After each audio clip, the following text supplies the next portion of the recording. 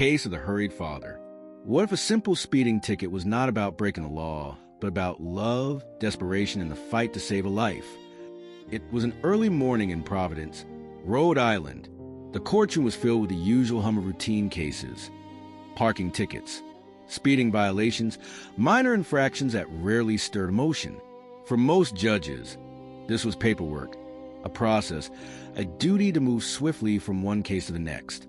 But for Judge Frank Caprio, every case carried weight, because behind every ticket stood a human being with a story. On that morning, an elderly man stepped forward. His hands trembled as he held a citation. He was not a man who belonged in a courtroom.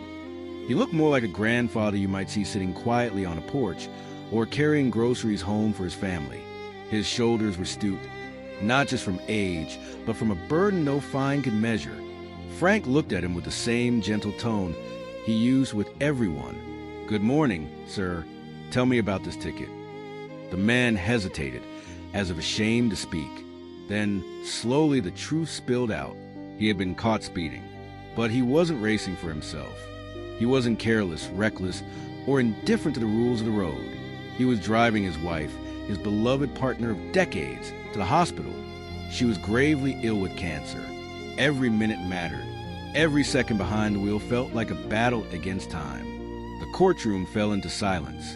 For a moment, the traffic ticket in his hand was no longer just paper.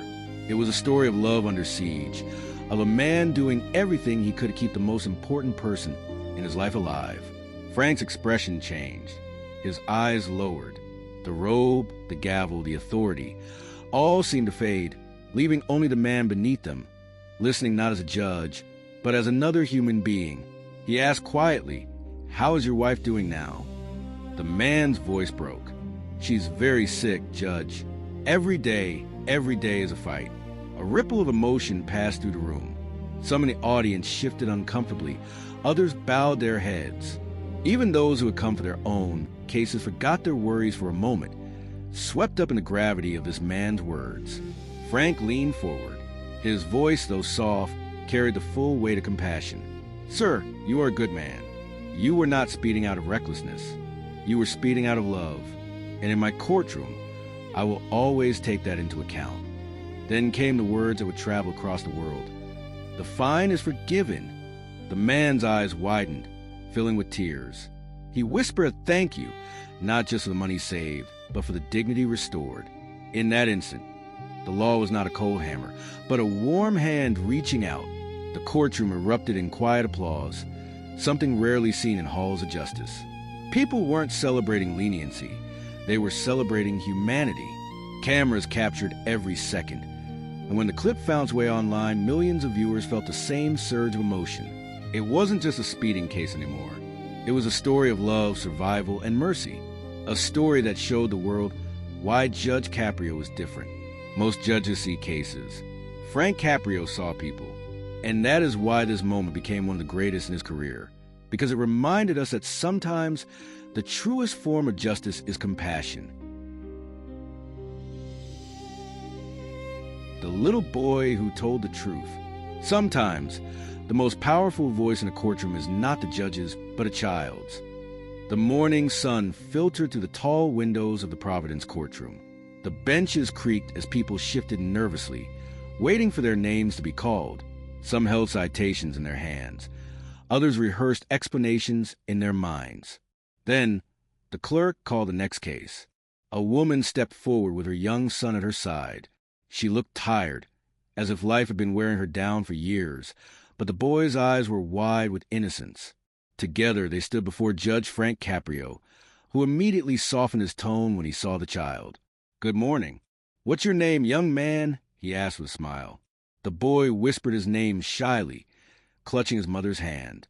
The case was a speeding ticket. Frank turned to the mother and asked her to explain. She began nervously. "Your Honor, I was driving fast. I didn't mean to. It was just one of those mornings." But before she could finish, her son tugged on her arm. His small voice rang out, honest and unfiltered. "Judge, it was my fault. I told Mom to hurry because I didn't want to be late for school." The room erupted in laughter. Soft, warm, not mocking, but touched by the boy's courage. Even Frank chuckled, leaning back for a moment before leaning forward again, his face lit with amusement and admiration. "So let me get this straight," Frank said, turning his gaze to the boy. "You're the one who told your mom to speed?" The boy nodded, guilty but unafraid. "Yes, Judge. I didn't want to get in trouble at school." The honesty was disarming. In that moment, the weight of the courtroom dissolved. There was no defendant, no violation. Only a mother and son, standing in truth before a judge who valued honesty above excuses. Frank smiled, shaking his head. "Young man, I appreciate your honesty. That's very brave. But we can't have you telling your mom to break the law, can we?" The boy lowered his eyes, realizing the gravity of his words. Frank turned to the mother, his tone gentle. "You've got a good son here. He told the truth, and that means something in my courtroom. I'm going to dismiss this fine, but I expect him to promise me he'll never make you speed again." Then Frank looked back at the boy. "Will you make me that promise?" The boy straightened up, nodded firmly, and said, "I promise." The courtroom burst into applause again. It wasn't just because the fine was dismissed. It was because everyone present had witnessed something rare. The innocence of a child reminding them all that honesty is powerful and that justice can be gentle. When the clip was later broadcast, it spread quickly. Parents showed it to their children as a lesson in truth-telling. Teachers used it in classrooms. And millions around the world smiled as they watched a little boy speak truth to a judge, and a judge respond with compassion. In that moment, Judge Frank Caprio wasn't just teaching law. He was teaching life. He reminded everyone that honesty deserves to be rewarded, and that even in a courtroom, laughter and kindness can be part of justice. It was, without question, one of his greatest moments. The woman who chose hospital over parking meters. What if a handful of parking tickets was not about carelessness, but about a mother's desperate fight to save her child? It was another day in Providence, another docket filled with names, citations, and numbers. For many judges, these were cases to move through quickly, without emotion. But for Judge Frank Caprio, each line on the docket represented a life, a story, a human being carrying unseen burdens. The clerk called the next case. A woman stepped forward, holding a stack of tickets in her trembling hands. She looked nervous. Her shoulders slumped under the weight of worry. Her clothes were simple, her face pale from sleepless nights. Beside her, the air seemed heavy, as if her entire life had led her to this moment before the bench. "Good morning," Judge Caprio said gently. "You have several parking violations here. Can you tell me what happened?" The woman's eyes filled with tears before she could speak. She swallowed hard, her voice shaking. "Your Honor, I know I have all these tickets.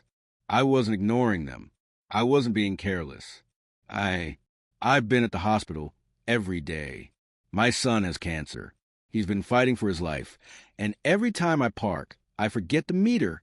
I forget everything except getting to his side." The courtroom fell into silence. Every shuffle of paper, every cough, every sound seemed to vanish. All that remained was a mother's trembling voice echoing in the chamber. Frank's face softened.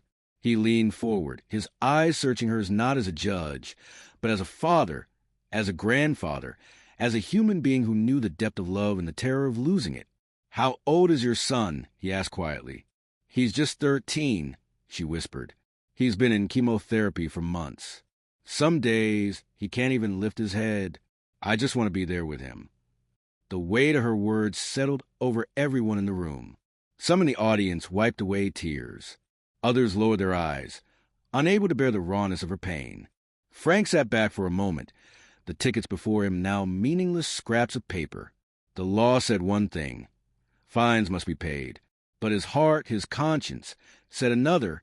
He spoke slowly, each word deliberate. "Ma'am, the law tells me I could fine you hundreds of dollars for these violations. But the law also tells me to consider justice. And justice is not served by punishing a mother for loving her son. Justice is served by recognizing the courage it takes to stand here and admit your struggle." Her tears spilled over. She covered her face, overwhelmed not by fear now, but by relief. Here's what I'm going to do, Frank continued. I'm going to reduce this fine significantly, because I want you to use that money where it matters most. On your son. He needs you more than the city does.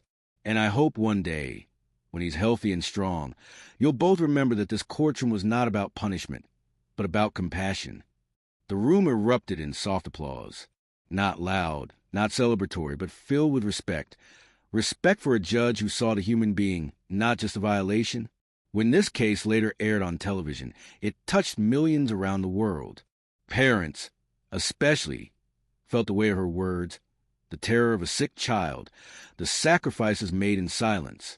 They saw in Judge Caprio's decision a reflection of what they hoped for, that in a world often ruled by cold systems, someone still remembered the human heart. The video went viral. Messages poured in from across the globe. Some said they cried watching it. Others said it restored their faith in humanity. And for Frank, it was a reminder of why he would robe in the first place. Not to punish blindly, but to serve justly. Because sometimes a handful of parking tickets is not a crime. Sometimes it's just a mother running to her child's side, refusing to let time slip away. And sometimes the greatest judgment a judge can render is mercy. The immigrant who couldn't pay. What if the weight of a fine wasn't measured in dollars, but in survival? The courtroom in Providence had seen many faces, many stories. But on this morning, Judge Frank Caprio looked down at a man whose entire life was written in the lines of his face. His hands were calloused, his clothes worn from years of hard labor. He stood nervously, clutching a citation he could not afford to pay. Frank greeted him warmly. "Good morning, sir. Tell me about your case." The man cleared his throat, his accent thick, but his words humble. He explained that he was an immigrant, working 2 jobs, sometimes 3, just to keep food on the table. The ticket he had received for parking violations was small by the court standards, but for him, it was a mountain. "Your Honor," he said softly, "I don't have the money. If I pay this fine, I won't have enough for rent this month." The courtroom fell into a hush. His words carried no anger, no excuses, only raw truth. Behind him, one could almost feel the silent presence of all who had walked the immigrant's path. Men and women who had come to America with nothing but hope, only to find that hope was costly. Frank leaned forward, his expression serious yet compassionate. "Where are you from?" he asked. The man answered quietly. "A small village overseas, far away from the city, far from the gavel now hanging over him." He had left behind everything familiar in search of a chance for dignity, for survival, for a future his children might one day thank him for. Frank listened intently. He didn't just hear the words. He heard the struggle behind them. The nights of exhaustion, the meals skipped so children could eat, the constant fear of slipping into despair. Finally, Frank spoke. "Sir, let me tell you something. My parents were immigrants too. They came here with very little. They worked hard like you, and I know what it's like to grow up watching your family sacrifice everything just to get by." The man's eyes lifted, surprised. For a moment, judge and defendant were no longer divided by a bench, but united by shared history. Frank continued, his voice firm but kind. "The law tells me to fine you, but justice tells me something else. Justice tells me that punishing a man who is already struggling does nothing for the city and nothing for his family. Justice tells me to show mercy." He reduced the fine drastically, to an amount the man could manage. But more than that, he gave him dignity. "Use the money you save to take care of your family," Frank said. "That's your first responsibility, not to this court, but to them." The man's eyes filled with tears. He bowed his head, whispering thank you again and again. The courtroom erupted in soft applause, not because the city lost money, but because humanity had won.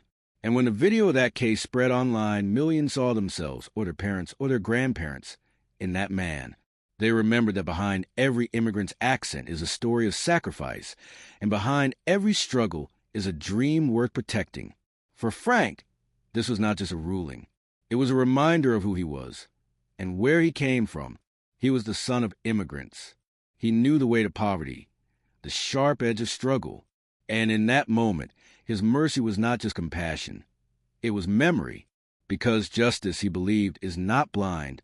Justice remembers. Justice understands. And sometimes justice forgives. The child who changed the courtroom. Sometimes the smallest voices leave the greatest echoes. It was a typical morning in Providence. The benches filled with nervous defendants and weary parents clutching citations. Judge Frank Caprio scanned the docket, calling the next case. A young woman stepped forward, her face lined with exhaustion. But this time, she wasn't alone. Beside her stood a boy, no older than 5 or 6, his small hand wrapped tightly around hers. Frank's expression immediately softened. He leaned forward, eyes crinkling with warmth.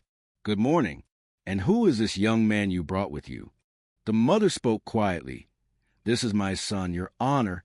I couldn't leave him home, so he's here with me today." The boy looked up at Frank with wide, curious eyes, unafraid. The case itself was simple, a parking violation. But the boy's presence transformed the room. Frank, sensing an opportunity, decided to let the child speak. "Young man," Frank said kindly, "should I fine your mom for this ticket or should I give her a break?" The courtroom chuckled. The boy hesitated, looking first at his mother, then back at the judge.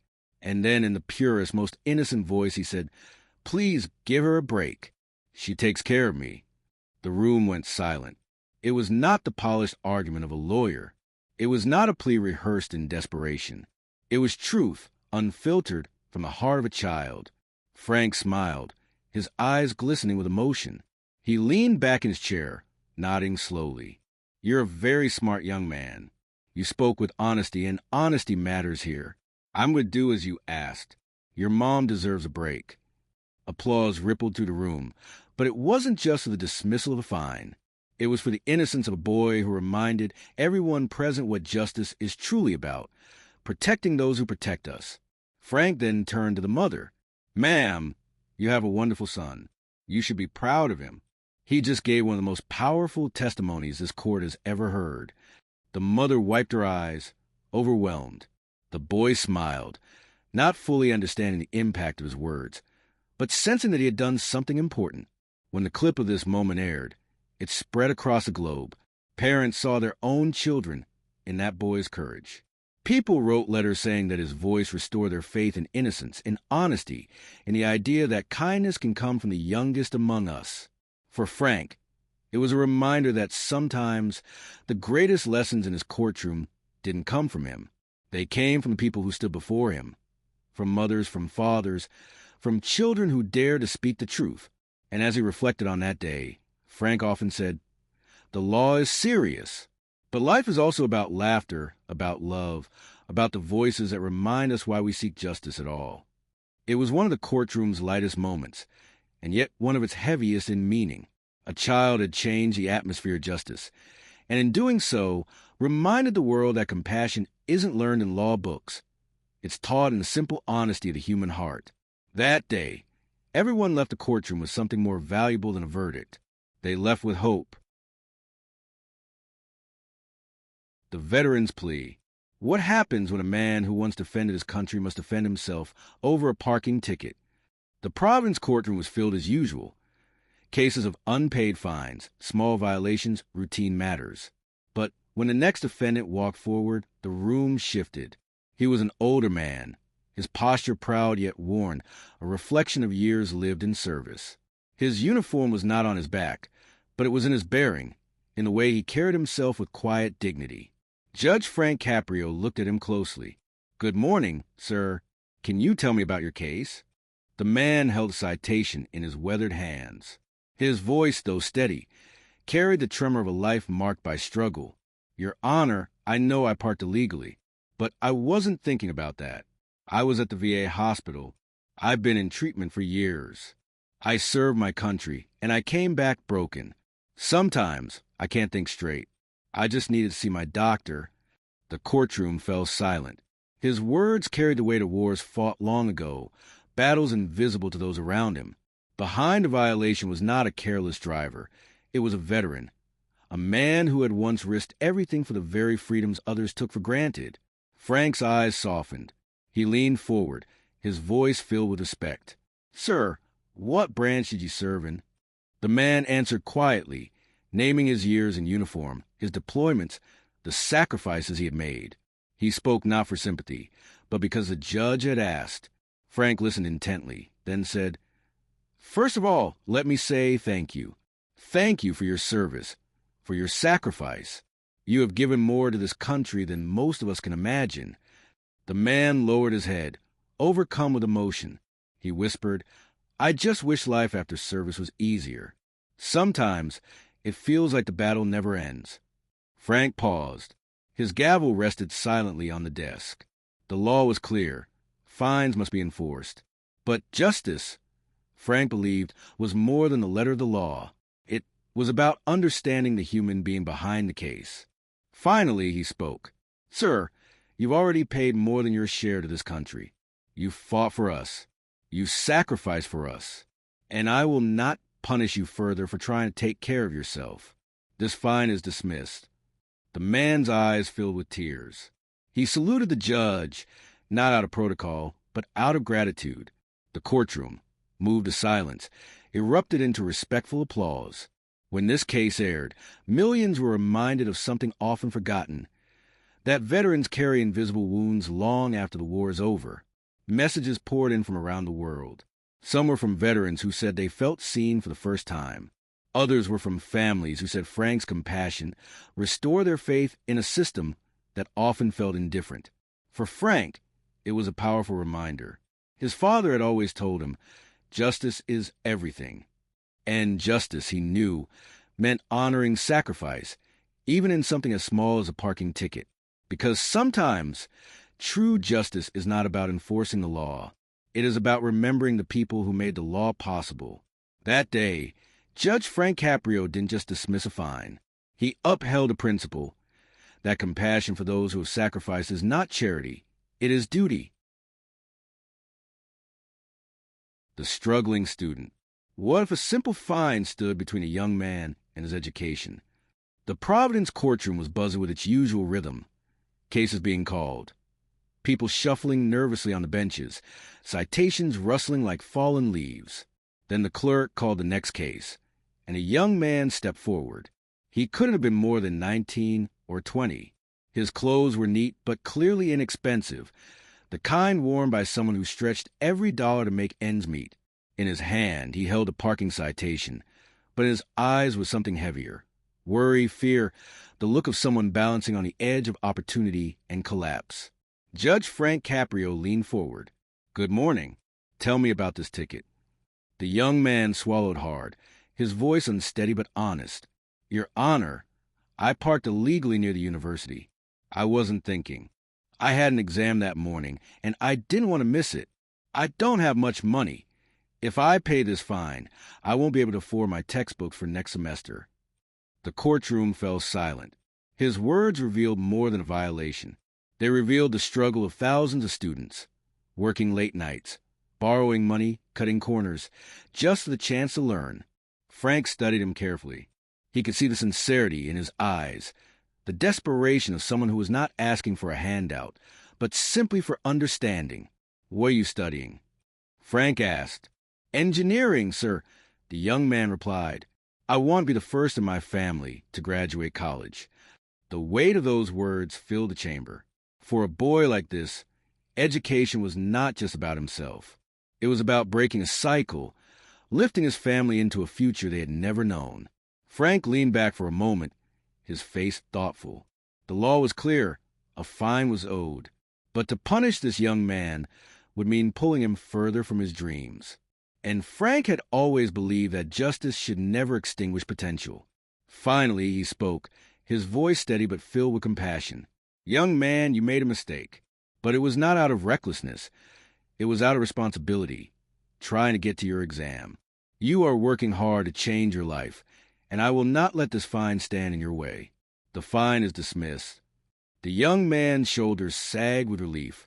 He whispered, "Thank you, Your Honor. You don't know what this means to me." Frank smiled. "Yes, I do. And one day, when you're successful, when you're building bridges or designing solutions to help others, you'll remember this moment, And I hope you'll show the same kindness to someone else." The courtroom erupted in applause, not for the dismissal of fine, but for the hope that justice had just given to a young man. When the clip of this case aired, it spread quickly among students around the world. Messages poured in, young people saying they felt understood, that they saw themselves in that boy, that maybe, just maybe, the system could care about their struggles. For Frank, this was another reminder. The future is built not only by laws, but by the young people who live under them. And if justice can clear the path for even one student, it has served its purpose. Because sometimes the greatest verdict a judge can deliver is not punishment. It is possibility. The last echo of mercy. Every courtroom closes its doors at the end of the day, but some echoes linger long after the gavel falls. The Providence Municipal Court had seen thousands of cases over the years. Parking tickets, speeding violations, petty infractions. To most, these were small things, quickly forgotten. But in Judge Frank Caprio's courtroom, they became something else. Windows into humanity, moments that revealed the struggles, the laughter, the heartbreak, and the resilience of ordinary people. By the time Judge Caprio approached the twilight of his career, he had already become a symbol far greater than his title. He was no longer just a judge. To millions across the world, he was the embodiment of compassionate justice. The proof that the law could be both firm and kind, that fairness could walk hand in hand with mercy. On one of his final days in court, the chamber was full. Defendants waited nervously. Families clutched papers, cameras rolled. But there was a different energy in the air, an unspoken awareness that the era of Judge Caprio was nearing its end. He called the first case, as he always did, with warmth instead of intimidation. A young mother approached with her child at her side. Her voice trembled as she explained her violation, her worry palpable. Frank listened carefully, then smiled softly, just as he had done thousands of times before. "You're doing your best," he told her. "And sometimes that's all that matters." He reduced the fine, and the relief on her face mirrored the relief of countless others who had stood before him. Another case followed. An elderly man, unable to pay his fines, apologizing over and over. Frank listened, then shook his head gently. "You don't need to apologize for struggling. We all struggle. And if the law cannot see that, then it is blind." The fine was dismissed. The man wept with gratitude. As the day went on, each case felt like a thread, weaving together the story of his career. The mother racing to the hospital, the boy confessing the truth about speeding, the veteran seeking dignity, the immigrant clinging to survival, the student fighting for a future. All of them, every face, every story, lived within him. They were not defendants. They were reminders of why he had chosen this path. Finally, as the session drew to a close, Frank paused. He looked around the courtroom, the wood-paneled walls, the weary benches, the gavel resting quietly before him. He knew this room would go on without him, that other judges would sit where he sat. But he also knew that something unique had happened here, something that could never be erased. He spoke, not just to the courtroom, but to everyone watching, those in Providence and those around the world who had come to know him through screens. Justice is not about numbers. It is not about revenue. It is not even about punishment. Justice is about people. It is about seeing them, hearing them, and remembering that behind every case is a human being who carries hope and pain, just like the rest of us. He lifted the gavel slowly. For years, it had been a symbol of authority. But in his hands, it had always been something else, a bridge between the law and the people it served. "If I have done anything right in this courtroom," he continued, his voice heavy with emotion, "it is because I never forgot where I came from. I was the son of immigrants. I knew struggle. I knew sacrifice. And I swore that if I ever had the power to judge others, I would judge them not only by the law, but by compassion." The courtroom was silent. Some defendants wept openly. Others bowed their heads. The cameras captured not just the words of the judge, but the farewell of a man whose humanity had touched millions. Then, with one final motion, Frank brought the gavel down. The sound echoed to the chamber, not just as the end of a case, but as the end of an era. For a moment, time seemed to stop. Then the room erupted. not in the usual polite applause, but in something deeper, gratitude. People stood, clapping through tears, honoring not just a judge, but a man who had shown the world that mercy is not weakness. It is the highest form of strength. And as Frank Caprio folded his robe for the last time, he knew that while his days on the bench were over, the legacy of his compassion would live on, not in statutes or textbooks, but in the hearts of those he had touched. Because in the end, his greatest judgments were not written in legal records. They were written in lives restored, in dignity returned, in hope rekindled. The courtroom doors closed that evening, but the echo of his mercy still lingers. Asterisk from the quiet streets of Providence to screens across the world, Judge Frank Caprio showed us something timeless. That justice without compassion is incomplete. He reminded us that behind every fine, every citation, every mistake, there is a human story worth hearing. Through the trembling voice of a mother rushing to her child's hospital bed, through the honesty of a little boy admitting his mistake, through the quiet dignity of veterans, immigrants, and students, he revealed that mercy is not weakness. Mercy is strength. His greatest moments were never about dismissing tickets or reducing fines. They were about restoring dignity, about reminding us all that kindness still has a place in this world. And though the gavel has fallen for the last time, the echo of his compassion will never fade. It lives on in the millions he inspired, in the judges he influenced, and in each of us who now understand that the true purpose of justice is humanity. If this story moved you, if you believe the world needs more voices like Judge Caprio's, then join us here on Silent Stories. Subscribe so you can walk with us through the untold lives of silent heroes, the forgotten truths, and the legacies that still shape our world. Because stories like these should never be forgotten, and together we will keep them alive. Asterisk